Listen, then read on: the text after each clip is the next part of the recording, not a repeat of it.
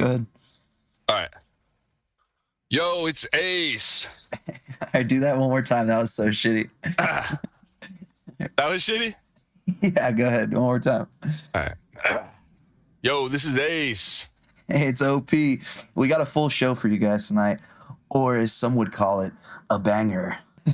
Yo, speaking of banger, what did you think about the Mike Tyson Jake Paul fight, bro? I don't know. It was pretty trash, man. Whether it was, a lot of people are saying it was a setup. A lot of people think it's a hoax, and I don't even think that Oh yeah. I don't even think that they're alone on it. I mean, I watched it. It was pretty unenthusiastic. What did you think about the fight itself before getting into any conspiracies? What do you think about the fight? So I'm glad you distinguished that because honestly, I like the fight. I mean, it showed a lot from for me. I think for Mike Tyson, it was a win-win for him. I mean, he went Yeah. out there. No one expected. I don't think no one expected this guy to really go out there and just knock this kid out, But it showed that he still had it, and I don't think too many other. I think he's 58. I don't think too many 58-year-olds could have go in there and do that. That's for sure. You think so, man? You really think that that nobody, because from what I saw, I thought that it was going to be, everybody thought it was going to be a sweep. Mike Tyson's just going to knock this kid out in the first round. Who is this kid thinking? It doesn't matter. So I kind of was picking up like a different vibe from it, man. But to be honest, like it was, I would say, unenthusiastic. Like he came out guns blazing first round, and he really wasn't trying to throw too many punches. I mean, that even showed in his stats. I mean, he didn't. Not only did he only land, I think, what was it, like 11 punches or something, or 19 punches, but he only threw, I think, like 70 or something throughout all 8 rounds. He only threw like 70. So I Well, mean, I'm not, I'm not really sure on the statistics, but I will say this: it's from a strategical move from both fighters. It made sense. If you're looking at a career stepping stone, if you're looking at this moment and their careers as a career stepping stone, it's a win-win for both Paul and Tyson because Mike Tyson has been rough in finances in his late years, and this is probably one of the largest paydays that he may have ever received, if not one of the largest, definitely the largest he's received in a long time. And with that being said, the same with Jake Paul, right? It's kind of like one of those things. Like nobody wanted him to do this because they almost. I was hearing in the very beginning that it was a lose-lose for Jake Paul because they were like, you either get beat by this old man, and then basically you're a wuss for getting beat up by an old man, or you knock out this old man, and ooh, great, you're a bully because you could knock out this old man. And Jake Paul did the opposite of that. He actually did not knock him out and instead showed even some great showmanship. However, yes, there's great speculation that there's a setup. I've heard people talking about the different clauses. Like I don't actually know anything about. I haven't seen the what would you call it, the fight contract, but I've heard mass speculation of various what would you call it, stipulations that Mike Tyson wasn't allowed to do. Like I heard he wasn't allowed to use uppercuts and he wasn't allowed to knock Jake Paul out. So, see, I do know that regarding the stipulations for payment, it was something, from what I hear, allegedly, that he gets paid a flat rate no matter what, whether he wins, loses, rather than how he performed, and rather than a couple other factors that are pretty boilerplate normally. And I know it was a huge pay. I mean, I think it was, what was it? Tyson got 20 million. He got 40. Jake Paul got 40 million. So it was a huge payday. I don't know if that was the biggest payday that they ever received, but that was a big thing for Netflix too, because they were trying to actually promote this new streaming service just for sporting events. So they're gonna be taking over, and if you watch the fight, it was literally just a giant promo. They promoted the new Octopus games. They promoted the new Cobra Kai. It was just, the whole thing was just like a shameless plug for all the different Netflix shows. But all right, so let's get into the conspiracies, man. So the first conspiracy that we got on the plate is basically a script that came out on Twitter a couple days before the fight. And except there was a couple key similarities and a couple key differences in the script.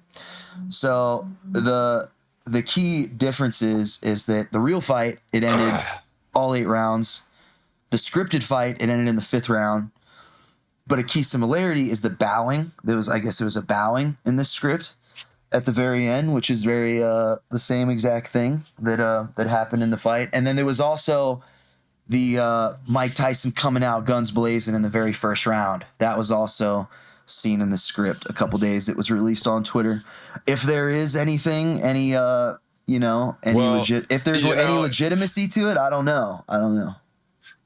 Like I said, honestly, this is not one of those fights that I'm going to be upset at if I found out was scripted, because honestly, my man Mike Tyson is a legend, and that honestly is a way to go out. He went out there and fought, and like I said, man, honestly, just seeing him out there, I think was a huge wave of nostalgia for anyone who used to be a fan of Mike Tyson.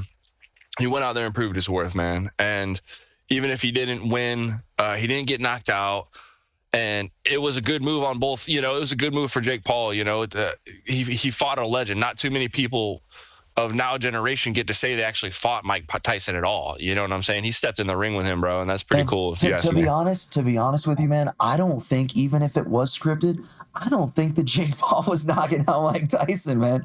I think that unless it was one of those things where his hands are down, and it's kind of, I just think that he's such a tank that it would be very difficult to knock him out unless it was like, all right, go ahead, you can, you get your swings. Well, I don't know, bro. Because if you look, I mean, all right. So granted, if it was scripted, it might be possible that, Tyson was acting a little bit. But if you don't grant that, okay, if you pretend like he was not acting at all, and you look at the later rounds, the most common prediction was that if Mike Tyson can't knock Paul out in the first round, and it went to a round of longevity endurance, that for sure Jake Paul was going to get him. Yeah. And if you look at the fight, if you actually look at the fight and break it down, near the very end, Mike Tyson's legs were wobbly. Yeah. He could honestly, I believe that if Jake Paul really wanted to, he could have absolutely have finished Mike Tyson.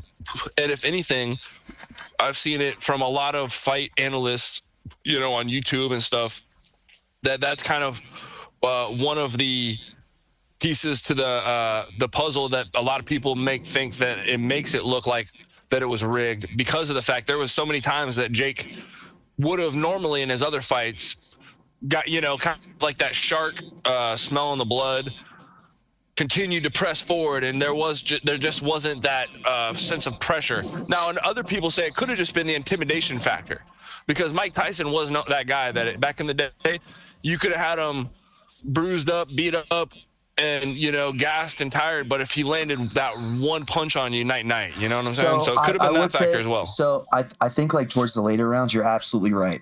I don't think the conspiracy lies with so much, oh man, you couldn't, you know what I mean? Like take out Mike Tyson if you tried. I think the conspiracy lies with when opportunities arose where Mike Tyson could have taken some serious jabs, he kind of held back. And I think like you brought up, like the point you brought up, I think Jake Paul kind of did that at certain points too, towards the end towards the later ends when Mike started getting wobbly and it started kind of wearing down. Like he definitely could have taken him out, and he was holding out there too. So I think it's kind of a question of both of them holding back. Mike kind of in the beginning rounds, and then Jake Paul kind of holding back in the later rounds. It kind of seems more along the lines of where these where it seemed like it was rigged, and a lot of people are kind of calling him out for all that. So we do know that Mike Tyson and Jake Paul both got suspended from the league for 28 days. So for a month, they got on a February, so like a short month, they both got suspended. And how often do most people fight in professional boxing, Ace? Honestly, I never really followed boxing too much, but I know once you get up to the level where you're a championship, you know, you're fighting like Jake Paul, you know, like I know in the UFC, most of the fighters, you'd be lucky to fight twice a year, you know? So Really? in boxing, I'm not really sure. I know it could be more than that in boxing, but Yeah, or like or when it comes down to like professional fights, or because I think Jake Paul said that he had fought like a dozen times that year, but that's not necessarily on the record, right? yeah, well, you know, you got to think at one point, it depends on at what point in Jake Paul's career he was talking about, because Jake Paul at one point was just a YouTube boxer who would basically challenge any, I don't know, because I never followed him, but I'm pretty sure he kind of had like the channel, the essence of it was like he would challenge anyone that wanted to challenge him. You know, he would go out and challenge people, and that's kind of how he got famous. Was I think he got famous because he had a fight with a professional NBA player or a retired NBA player, one of the two, and ended up knocking him out pretty good. And that was kind of like, oh wow, look at this guy, you know? Oh, okay.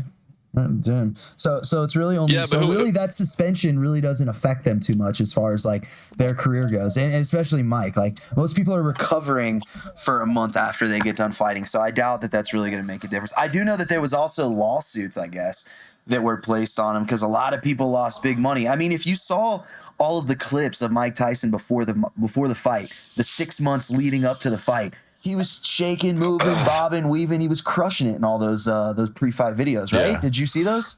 So, yeah, honestly, I was just, you know, for shits and giggles, I was just looking it up, you know, Tyson, Paul, conspiracy theories. And one of the things that came up was that, this video, no, I didn't watch it, but it was like a video proves that Mike Tyson wasn't allowed to hit Jake Paul even really hard at all, which honestly kind of piggybacks onto that potential theory that you just stated there, because yeah, when we looked at his, you know, fight training camps, he was knocking people out. You know, I'm pretty sure he knocked out one of his bag, you know, the mitt holders at one point or something like that.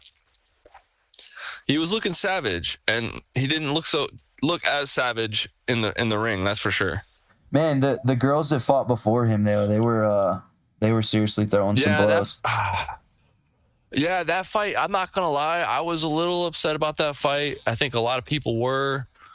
That was a genuinely... It was close, man. It was close, man. I honestly, I've never seen it, though, okay? So I've never, at least with my own eyes, I've never seen it to where at the end of the fight, the stats came up at the bottom of the screen that showed you what the I guess you would call it predicted scorecard was going to be, and they had the other chick went in pretty much 9 out of 10 of the rounds, and then the other girl won, you know. And it was like, even the announcer was like, oh wow, like, okay, that's not what the prediction said, but okay, yeah, good for her, you know. So it was like one of those things. So there's also a lot of conspiracy behind that. I mean, the girl Taylor, I know she headbutted the girl like a handful of times. Yeah, one of the girls was leaking. And everyone was everyone was mad about that. But honestly, it was kind of like a Karate Kid moment, you know, where for the other fighter, she showed her heart. Like, you know, they were like, you know, probably, I'm sure at one point the coach was probably like, oh my God, do you want to keep fighting? And she was like, nah, I gotta go on there. You seen that thing? It was flapping open, man. Yeah, it was looking pretty. I hope that heals good. It was looking pretty rough, man. There's a big argument kind of right now in the boxing community about how boxing used to be for the sport, and you were doing it over the rivalry, and you were doing it over the belt, and now it's kind of just about selling tickets, and it's kind of just about putting asses in the seats. So, I mean, I don't know, man. What do you think? I will say though, to me, it's a good move. You know, because at the end of the day, the reason why those sports even had a chance to get as big as they have, you know, is because of its entertainment. And at the end of the day, human beings, specifically a lot of men, we like to watch savage fights between men beating the crap out of each other, and even women nowadays, you know? Yeah. And the thing about it, it's always been speculated that the combat sports didn't pay enough. You know, if you look at some of these NFL players who are getting paid millions and millions of dollars per year, and then you look at some of these fighters, like, you know, there's some fighters that fought on cards that only you know, walked away with $15,000-$20,000. Yeah. And you know, that's a lot to some people, but when you're literally living a life of trying to make your body a machine, you know, it costs a lot more to live just on diet alone, right? You can't afford to buy cheap stuff. You're having to buy so now we live in nutrients now we live in this like weird like limbo to where we're like, okay, we want it to be real. We don't want it to be scripted just to put ass in seats. We want it to be real. But at the same time, if it's real, it doesn't have that reality show type esque to it to sell all of these huge amounts of tickets, you know? Well, you know what I think happened? I think the fight industry as a whole owes a lot to Conor McGregor, because I really believe that's where it all started, man. At one point, it was very common where, you know, like look at like UFC 1 when you got Royce Gracie, right? He's coming in there in his karate gi, he's bowing to you, and then he's trying to knock your teeth out and twist your head off, you know? Like they were still trying to savagely kill each other, but there was a lot more professionalism. And Conor McGregor really brought the era of shit talkery, man. Like he you know, a couple of his fights, someone said some shit to him that rubbed him the wrong way, and he just started talking smack to them, and he got them so upset that he was able to win fights just because he was able to taunt people into getting so angry in the ring. And come to find out that skill correlated with views. People loved it. People loved to see him talk smack and get people, you know, riled up. And then the more often that, you know, what happened was fighters would get a chance to fight Conor McGregor, and they'd have those weigh-ins, and next thing you know, their fan base would increase simply because they engaged in a confrontation with Conor McGregor. And then people started catching wind, like, oh wow, like, you know, just having a chance to have an engagement with Conor McGregor will potentially increase my views or my followers, just because it gives me a chance to shine in the realm of alpha, you know? Yeah, it's it's that same relationship as like any rivalries. Like you remember like old WWF days whenever The Rock would be talking crap to these people. Like that's what made it so good was hearing all of them talk crap, you know? Good observation. So we're really kind of seeing that like in the MMA world, and unfortunately there's like a fine line between the fakery and actual like real rivalry. You know what I mean? But breaking news, unfortunately, it doesn't look like Conor McGregor. We're going to see how this actually is going to impact his career here. But breaking news, MMA fighter Conor McGregor has to pay £256,000 after losing a rape case, I think yesterday. I heard about that. Yeah. Nikita Hand wins the rape case. So we'll see how that impacts his career, I guess. We'll see, but I will say this, man. Honestly, I don't care how cool you are, how good of a fighter you are. If you're found guilty of something like that, that is not something good, to be ashamed of, for sure. Not good, man. Yo, speaking of news, did you hear about the congressional hearing on UFOs, or should I say UAPs, unidentified aerial phenomena? Are you sure you mean UAPs and you don't mean UFAs, unidentified flying aerodynes? Dude, there's honestly one more. There's UAOs, unidentified aerial objects as well. Did you end up watching the congressional hearing or no? Yes, I watched every minute of it. I watched the whole thing probably like 3 times. I did. Honestly, it was juicy, man. I'm not gonna lie. This is incredible. I think this is good. You know, I mean, it's kind of one of those things where the as far as I can tell, far the research that I've done, there's a lot of different, I guess you could call them subcircles of individuals who believe a few different things, different conspiracies. And, like some people believe that aliens don't exist still.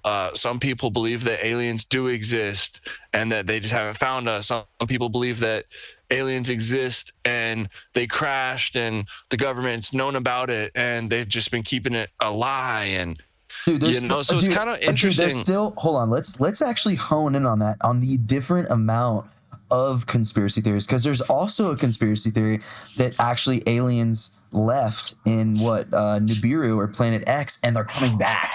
That's supposed to be like a whole other conspiracy. And then there's a conspiracy theory where the aliens are actually underground. And that's where all under the oceans. Yeah, or under the oceans. That's another conspiracy theory. And then what else? There's also a conspiracy. There's also the conspiracy that, there are secret aliens. Like I think it's like two different species of aliens, like the shape-shifting reptilians and the who would be bad, and then the good aliens, the grays, or the good. Yeah, and then there's that one too. The battle between the good and the bad aliens. That's another one. And then there's also there's also the conspiracy about it actually being angels, and actually angels and the Nephilim coming down with Genesis. So there's like a biblical twist on a lot of this too. So I'm not gonna lie, that's my favorite one. Yeah, there's the biblical angle on the aliens too. So there's quite a bit of. But what was the primary alien conspiracy that Congress was really like honing in on? So basically, there was so much to unpack, but to give you the gist of the whole hearing, basically in recent years, the encounter rate for UAP phenomenon have been occurring so much more frequently, and not only just more frequently, but more boldly as well, that basically the Pentagon has declared that they think that it's actually become a situation of a state of emergency, where it's not just like we're not sure what's going on in here, more so like we need to sit down and potentially talk about what's going on here. Because supposedly there was a couple of witnesses, I think 4 witnesses, that basically came out from what it seemed like in the form of whistleblowers, where they were basically just coming out, giving personal testimonies of the various things that they've seen both recently and throughout their careers. And, honestly, that if you're taking it in good faith, now I'm not saying, our motto, take everything at good faith and believe that it could be real, and just do your research everything. Because if you were to take these, these are credible people. These are people that worked in the government, and not that I'm just an individual that's, just trusting in the government. However, I state that specifically because this is not just like, a YouTuber said this, or, this influencer, this TikTok streamer, made this claim. Yeah, this is now a matter of congressional record. You know what I mean? This is congressional testimony. So with it being, you can prosecute somebody for perjury and for actually for not being truthful, for lying, So by swearing under oath, it just makes it a different level of credibility than, let's just say, like you were saying, a YouTuber. So it's good to use media literacy, and that's kind of so that's kind of what we're getting at. So what was going on? What did some of these people say exactly? So basically some of that they were bringing it to Congress's attention because according to multiple witnesses of the, I want to say 4, but there might be, one more or so like that, but we'll say 4 for now. But of the 4 witnesses, multiple of them both had claims that, during military exercises, the UAP phenomena not only were visible, as in, a group of, like, he actually quoted that one of the biggest threats, one of the biggest, most recent encounters were a group of I think he said Air Force fighters were basically running a drill, a formation drill where, just like the stuff that you see in Top Gun, where they're practicing, staying in formation, up, left, right, down, spin around. And they were doing this. And apparently one of these UAPs literally went right through their formation and broke up their formation and almost caused them to wreck. And basically, whenever they did that, it revealed that in the Department of Defense's eyes, it's a weakness in our ability, and that it needs to be brought up to another attention. And another thing that they were saying was that some of the other people had made claims, and they were all, mind you, very precise on their words, because a lot of the stuff that they could say was very sensitive, and they made numerous claims that when asked a question that they couldn't say something, give a specific answer in an open door environment. They'd have to do some of this. So it was obviously they could only say specific things. Wait, so were these guys like high-ranking military, or who were like a part of the Defense Department or the Pentagon? Who were these guys? Yeah, these were people from various branches of the military, from the Air Force to I think one of the guys was someone who's an actual some point of the government, either in Congress or the Senate, or a House representative, but he used to be in the Air Force or was currently in the Air Force. He made it seem he wears many hats, and I wasn't really sure what that meant, but he uses that statement, I wore many hats, like kind of like I'm in the Senate, but I'm actually still active military. So yeah, honestly, something interesting that was brought up was one of the House representatives. I really liked her. She was pretty fierce. Right off the back, I believe it was the House Speaker herself, not the House Speaker, but the chairman of that committee herself. I can't remember her name right now, but when she did her introduction,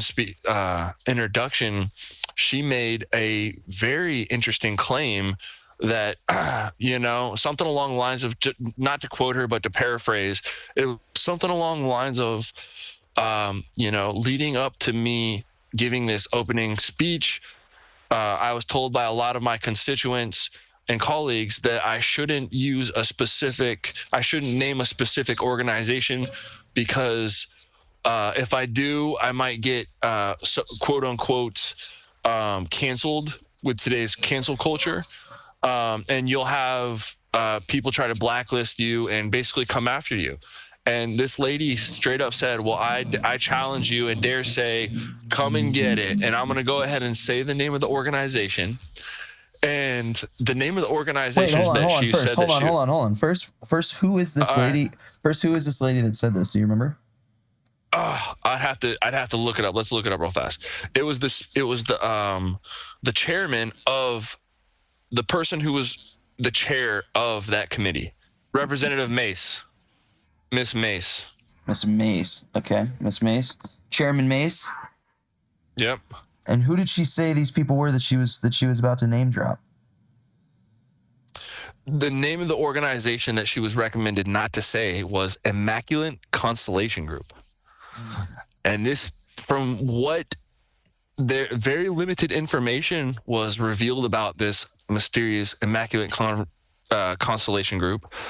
However, the picture that I was painted was, if you were to ever think about, all right, have you, like that age-old question of, do you think that there's branches of the military that kind of override even the presidential authority, like almost like the Men in Black style branches of the military? This would be that potential organization, because even all the witnesses were very hesitant to talk about it, release any information about it. And basically, from what I get, is Immaculate Constellation Group is an organization that studies nothing but UAPs.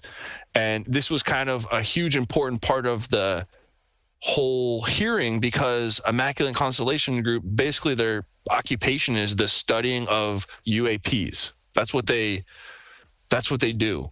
Congress is kind of like, what is the research for?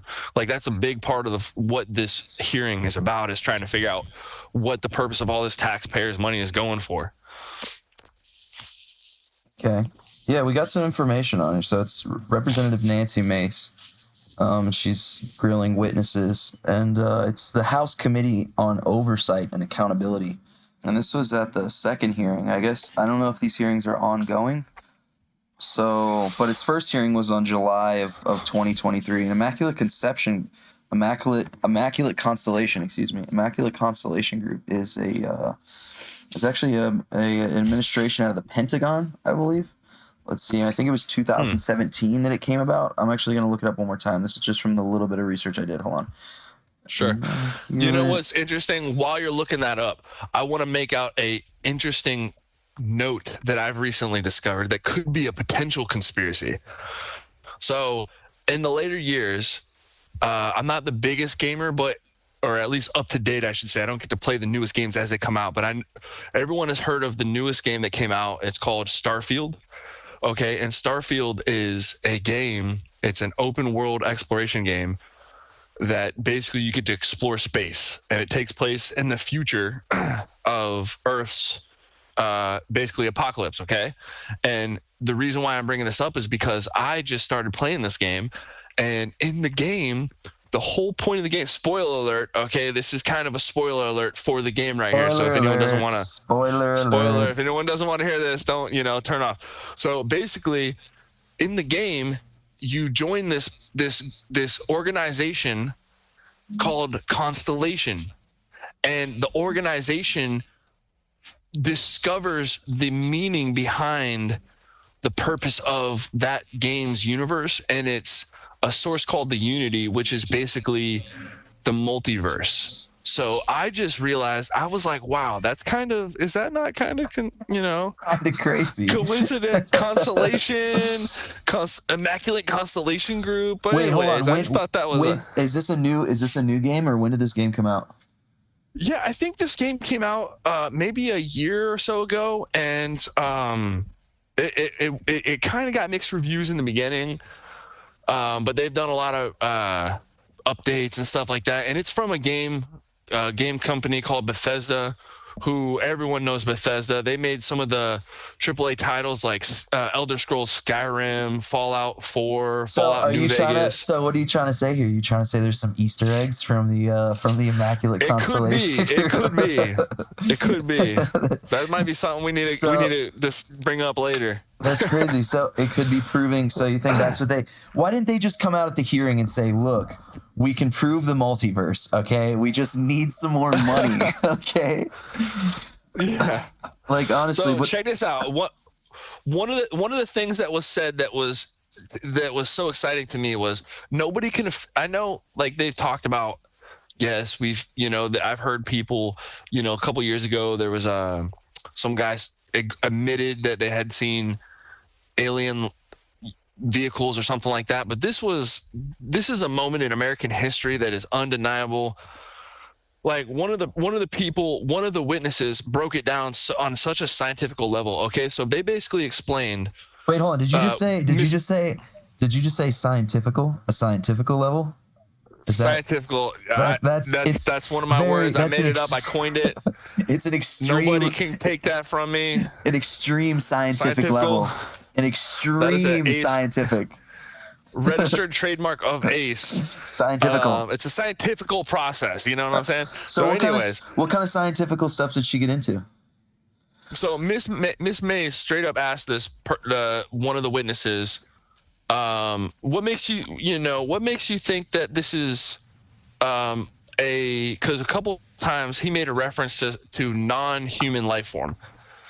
What he speculated that there couldn't have been a human life form piloting it. It had to have been a non-human life form. Gotcha. And she kind of grilled him on, well, what makes you claim that a non-human life form would have to be piloting this? And he explained it through physics that that even the greatest pilots of human history can only experience somewhere around 9 G forces for prolonged before the human experiences blackouts, and then if continued prolonged over of 9G redouts, and then death, and this is only 9G forces, okay? And in the process of and she was like, okay, so what does this mean? And he was like, well, some of the UAPs that they've observed have been observed to create to basically do maneuvers that would have had to have generated G forces exceeding 2,000 to 3,000 G forces. And basically, simply by conclusion, he literally straight up said, if a human being was even in that vehicle, they would have been liquefied. There's no way a living organism on planet Earth would be, even an animal or a creature, if put into that scenario, would literally be just liquefied because of the 3,000 G force that some of these UAPs have been observed to create. So they got so it says here that stunt planes can easily withstand very high G forces of up to 10 or even 12 Gs. So what you're trying to say here is, because my first thought is dude, why couldn't these just be drones? Like, just be drones. They don't have to be non-human anything. They don't have to be human or non-human. They could just be drones. Yes. You know what I mean? So what you're saying is that because of the speed, what this guy is saying is that because of the G forces that these vessels have been observed to make, it rules out pretty much any basic material, not just basic material, but the best material that even the United States military has to offer. If our vehicles can only stand, let's say they can withstand 15 Gs, he stated 2,000 to 3,000 G forces, man. That's like magnitudes above what our capabilities are. This is huge right here, because this is what happened after he made this claim. All right, Miss Macy says something along the lines of, so would it be out of the question? Okay, I can't remember how she worded it, but she worded it something along the lines of, so would it be out of the question to basically question the fact that these vehicles might actually not be inorganic materials, but actually organic, biological, living vessels, like vessels that she kind of made it seem like the way she worded it was like sentient living vessels. And the guy himself, okay, this is the big kicker, he said something along the lines of, no, that would not be basically a false claim to make. Kind of hinting at the fact that, because this is the same guy that was having to speak in between the lines all night. He kept saying that he wasn't certain information he couldn't talk about. And I feel like Miss Macy was kind of figuring ways to get him to be able to answer questions in the lines. You know what I'm saying? Kind of give answers by lack of answer. Yeah, I got you. But it was interesting. I never even entertained that idea, though. Like if you think about that for a second. So that's vehicles, so wait, hold on. Is that a whole other brand of alien conspiracy? Right there? A whole other brand of alien conspiracy, Yeah, like what is that? Like, I don't know. Like, oh my God, do you remember that TV show? What was it? Was a movie back in the 90s, something about Star Kid, where the alien exoskeleton comes down to Earth and the kid gets into exoskeleton. Yeah. What about something like that, huh? Yes, a young boy living inside of an alien. That was very weird. Yeah, I don't know how good that would go in modern culture, All right. So I will say this. So I think as far as that conspiracy going back, is it being like a spaceship that's actually a living creature? That actually goes back to, if we were going to do living vessel. If we were going to go back to narrative analysis and try to figure out exactly, the same way that you would try to figure out where a folktale came from. You'd be like, oh yeah, this fairy tale came from the the Middle East in the 1500s. You'd be like, oh okay, well this idea of a vessel actually being a spaceship actually goes back to other than the exoskeleton movie. there's one that goes back through I'm trying to find the guy's name right now. He was in the military, and he was a guy that was associated with Project Camelot. And Project Camelot is basically it's like a hub of like UFO conspiracies and things like that. This is like the hub of the UFO conspiracies, Project Camelot. And she interviewed this guy that I guess was in prison, and he claims throughout these series of interviews, she went to this prison and she couldn't bring in any a pen or paper or anything. She alleges, and this lady, I'm trying to remember her name. I'm trying to find her name. Her name is Casey, Carrie Cassidy. Carrie Cassidy. Carrie, that's the one. That was right on the tip of my tongue right there. Carrie Cassidy. So are they saying that these things are possibly ships that are transporting people, or in this congressional hearing? What are they trying to say here?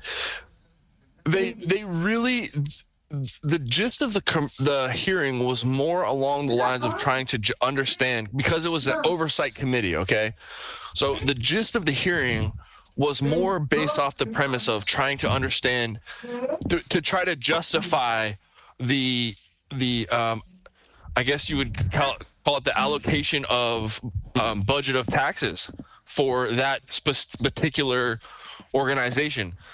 And that a lot of times different, because quite a few different representatives asked questions, and it was pretty, I'm not gonna lie, I'm actually pretty proud of the House Congress, because in lieu of all the past House hearings leading up to the election, post-election, this was a very fair bipartisan hearing where both Democrat representative and Republican representative acted pretty fairly in unison, on the same page. It actually was kind of a good sign of America being together as a team, unified, So what do you think do you think they were trying to say with these vessels actually being like possibly living organisms that are moving?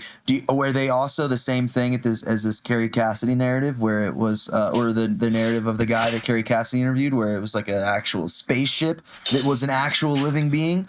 Or were they trying to say it was just like it could be an animal? They really, he didn't really go into much detail about that claim. It was more so that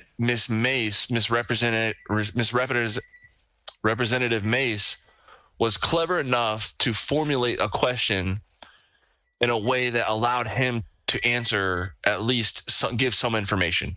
And the information was that it's not foolish to basically ask the question if the vessel was living. But I do got to say something else. Talking about a conspiracy that's kind of like one of those it's kind of a conspiracy that generalizes. It's a general conspiracy in the sense of it. A lot of conspiracies could be blamed for this conspiracy, but it's the conspiracy that sometimes that whoever the man is, or whether it's the government or some evil organization like on G.I. Joe or James Bond, where, it's just a mega billionaire, trying to rule the world, or if it's, Satan running things from behind the scenes, running the government, or it's just a billionaire like in G.I. Joe, trying to rule the world. That the conspiracy is that a lot of these organizations that are trying to run things, they have to, in some way, shape, or form, disclaim the plans that they're trying to do to humanity. And this conspiracy goes something along the lines of, if you're going to do something evil, you have to explain to the people that you're going to have to do that evil thing to get away with it. That's just the conspiracy. But, however, it kind of ties in, because earlier, all right, I'm going to tie this all in. I'm kind of, what do you call it? Weaving, like Trump states. All right. But earlier we were talking about the Constellation Group and how in the video game, in the video game Starfield, there was an organization, the Constellation organization, that basically figures out that the secret to life is the multiverse. And in another space game, okay, this game came out a lot longer ago. I would say at least 5 or more years ago. Actually, wow, it looks like I think 2016. The game is No Man's Sky, okay? And No Man's Sky is a little different than Starfield, which is also a space game. No Man's Sky is a video game where it's basically just what they call a sandbox video game, where the universe is just open and all you do is kind of just like Pokemon. You go out and explore planets, find animals, capture animals, upgrade your spaceship and stuff like that. But the point of where I'm getting at, right, to weave it back, okay, tying the conspiracy of what if they have to disclaim things, okay? In the game No Man's Sky, you have a chance to have an encounter where you get to acquire a legendary vehicle that is literally a living organism, and the vehicle has fur. It has, I think one of the vehicles, you can see it has like eyes and like it's literally, you're flying in a creature. However, just like your other vehicles in the video game, you climb inside it. It has a cockpit and you sit inside the vehicle, but it's like literally alive. And that's just coincidentally two video game tie-ins, conspiracies that we have in here, right here. That's kind of interesting. I don't know, man. It's kind of one of those things. I like, when you ask me, I don't believe in aliens. I really don't think. I think if they were gonna make themselves known, they already would have, unless it was just some grand, like, we're just in some like what do they call it, like an anthill, not an anthill, an ant farm, one of those type situations. But yeah. But for the most part, I mean, we live in such a technological age to where it's not surprising that we're seeing so much more of these sightings about all these classified technologies and things that are so far ahead of what we can even conceive. That, for me, I just kind of think that I chalk that up to just human, ingenuity, So, I mean, because I bring it up. The jetpack guy, he was seen from airplanes where they were calling it in like, hey, look, there's footage. It's pretty much nobody knows who this jetpack guy is, but it's been identified and seen on the news, and people have reported on him over there in California. So it's not even in the same league when you're talking about all of these G forces that the military's talking about, especially if it's a program that's trying to stick up for their funding, because it could be a matter of national security. I don't want to take the weight off of that. You know what I mean? And just chalk it up to, well, it's no big deal, because it still is a big deal. But the alien aspect of it, I kind of just, I'm like, I don't know.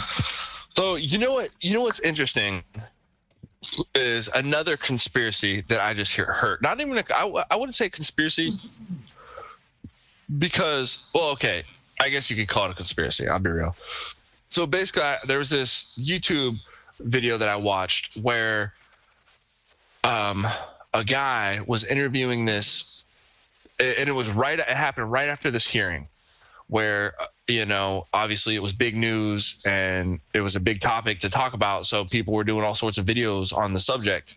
And one of the YouTube videos that I watched, the guy was interviewing someone who basically researched UAPs, and in the interview, the guy basically the guy was had a very unique perspective and take on what was going on, and he basically, the whole video was based on the walk of how this guy came about coming to the conclusion of what it was. Okay, and what his conclusion was that in his years of observing UFOs and trying to get all sorts of video evidence on UFOs and all this, all sorts of stuff, he had never found really video evidence of the UFO actually entering Earth from the atmosphere. He had only seen a plethora of evidence of the UAPs coming from the ocean. Okay. And it started making this guy question, like, why can't I find evidence of UAPs coming from the atmosphere? So this guy basically he claims that he got in this almost like at a research, it's like the researcher's equivalent to writer's block, to where he didn't know where to go, right? And he said that one day he met a girl at a, and they started dating him, and one day he was talking to her. She saw that he was upset, and she asked basically like, "What's going on?" And he claimed that he explained to her like blah blah blah, told her his situation about his researcher's block, and she basically was like, I think she pointed him to the Bible and said, I think that you should look into the Bible and just check the Bible out. So this guy being like, I don't know, we're just kind of dating or whatever. I don't know if I want to bring religion to the talk. She was like, she challenged, and this goes back to OP. This goes back to our principles here of, you should always, if you're a journalist or you want to get to the bottom of truth itself, you presume they're coming at you with good faith and they're believable, but you research everything, okay?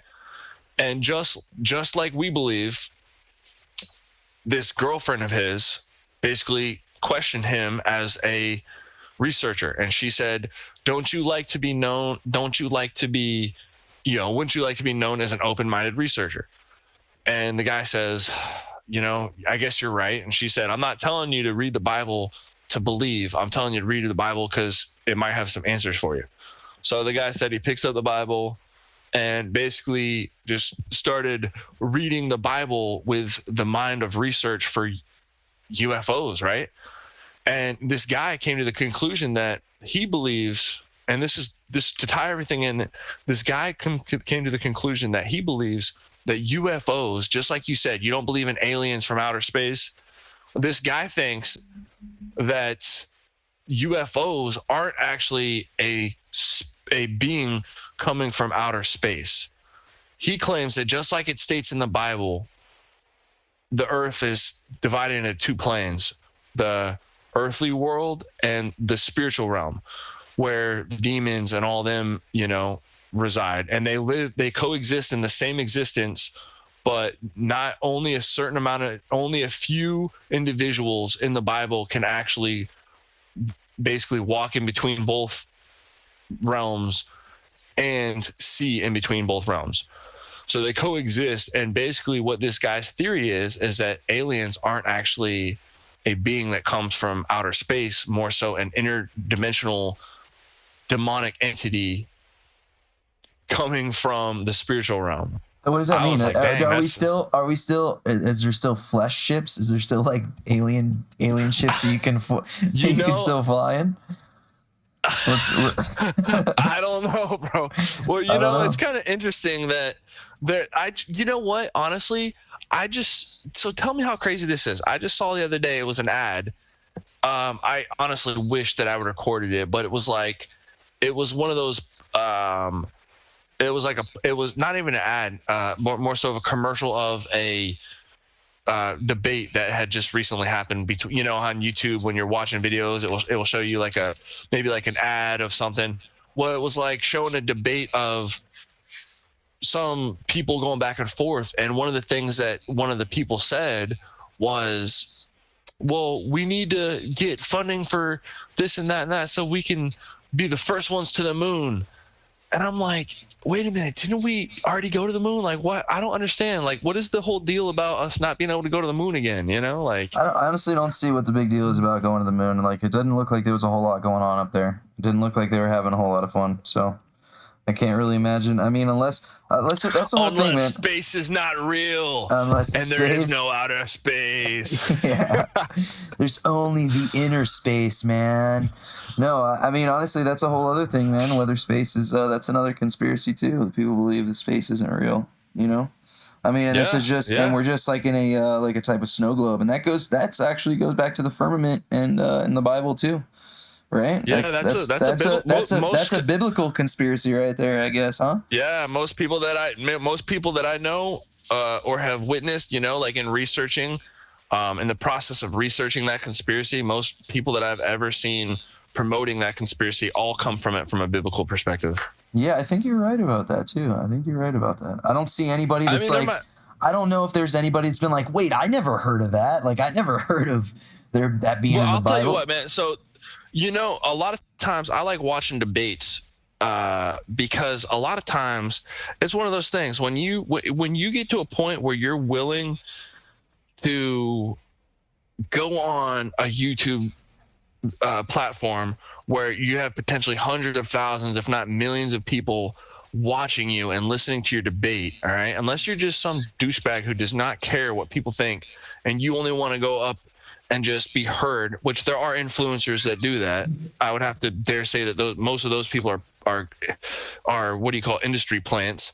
However, that's besides the fact. But if you're one of those natural people that are just passionate about what you're debating and you go on these platforms and debate, I go ahead and give you the benefit of the doubt that you probably have done a lot of research to make yourself sound smart. You don't want to just go up there and look like an idiot. So watching these people, oftentimes they have questions that are really sharp, designed to trick up the opponent, and vice versa. They have answers to all the tricky questions, right? And that's kind of like why I like to watch debates on certain topics.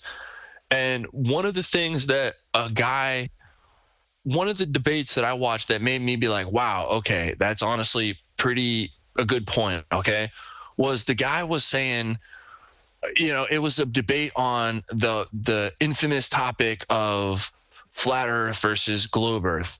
And I've always been interested in it because to me, I think that I'm someone that's kind of like, I just love to listen to it.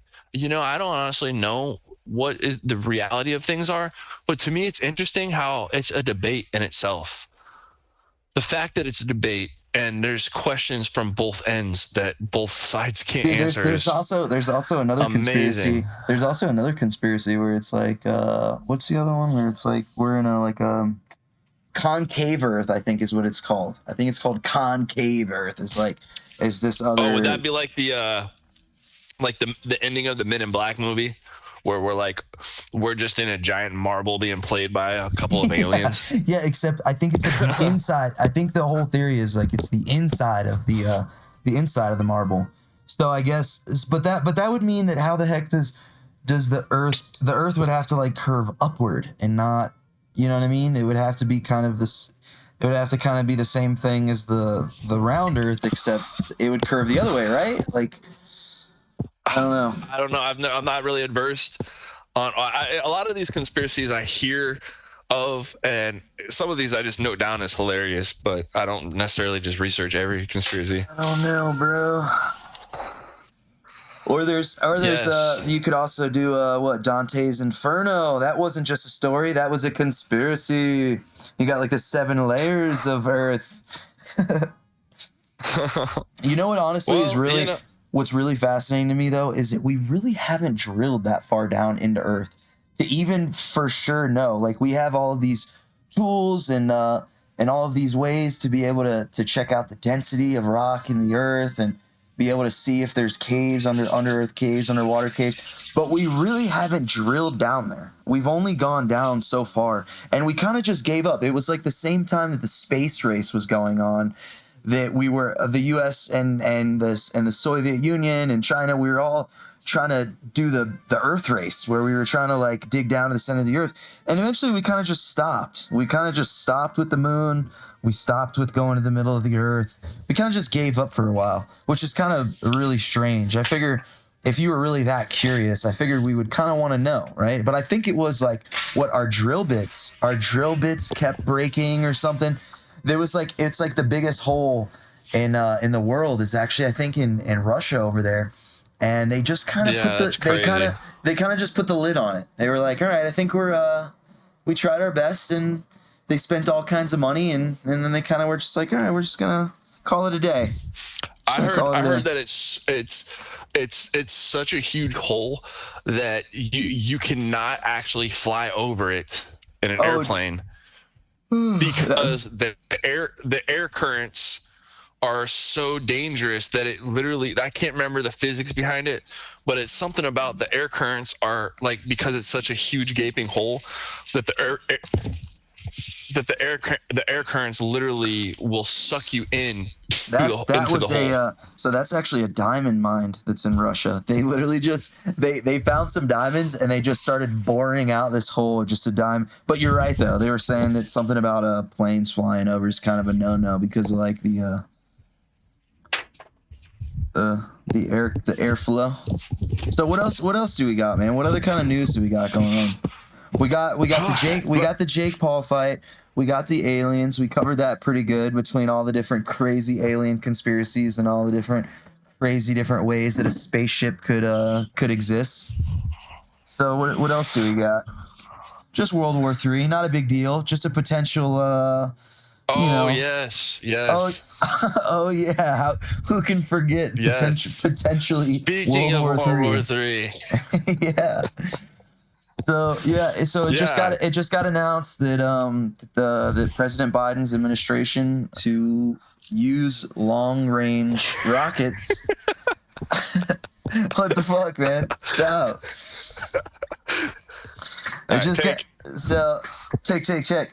So it just got approved by President Biden's administration to use long-range rockets inside of Russia by Ukraine. They just approved Ukraine to do that. So, that sounds.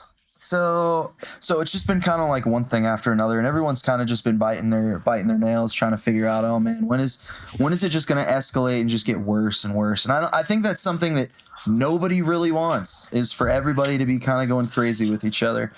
So that just got announced. Breaking news: potentially World War III. I don't know. Yeah, let's. Gosh. Yeah, I don't know. I love hearing those type of articles. Yeah. Oh, great. Yeah, and I guess on that note, on the World War III note, I guess we'll probably just wrap up here. I think as soon as we get some more information, we'll keep you guys posted. Well, hey fams, it was a pleasure hanging out with you today. We covered a lot of stuff. We got a lot of research to do. Yeah, and we'll just catch up with you guys next time. Stay tuned.